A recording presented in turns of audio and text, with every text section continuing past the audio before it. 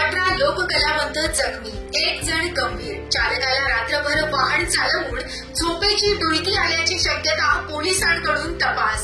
परतवाडा अमरावती मार्गावर 4 चाकीला अपघात. अमरावती जिल्हा प्रतिनिधी राजू भास्करे यांनी घेतलेल्या सविस्तर माहितीनुसार अमरावती येथील विमानतळ उद्घाटनाप्रसंगी आदिवासी लोकनृत्य सादर करण्यासाठी धारणी येथून निघालेल्या वाहनाला परतवाडा अमरावती मार्गात मेघनाथपूर जवळ बुधवारी पहाटे 5 वाजता अपघात झाला. अपघातामध्ये 18 जण जखमी झाले. यातील तिलक काजदेकर वय वर्ष 12 याला अमरावती येथे दाखल करण्यात आलं. दीपक काजदेकर वय वर्ष 17, मौजीलाल पाटणकर वय वर्ष 65, स्वास्तिका काजदेकर वय वर्ष 17, भारती मावस्कर वय वर्ष 17, संगीता काजदेकर वय वर्ष 18, नंदालाल धांडे वय वर्ष 60, मंगल काजदेकर वय वर्ष 60, काशीराम जांभेकर वय वर्ष 50, कालू मावस्कर वय वर्ष 50, बेबू मावस्कर वय वर्ष 55, विशाल पाटील वय वर्ष 21, संजय जावरकर वय वर्ष 18,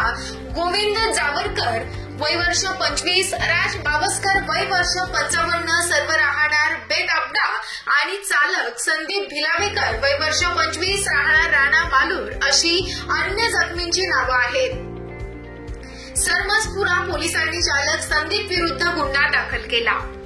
झाडाला धडकलं वाहन. विमानतळाच्या उद्घाटनासाठी मुख्यमंत्री, उपमुख्यमंत्री, केंद्रीय मंत्री येत असल्यानं धारणी येथून बेरदाबलडा येथील आदिवासी 4 चाकी वाहनानं निघाले होते.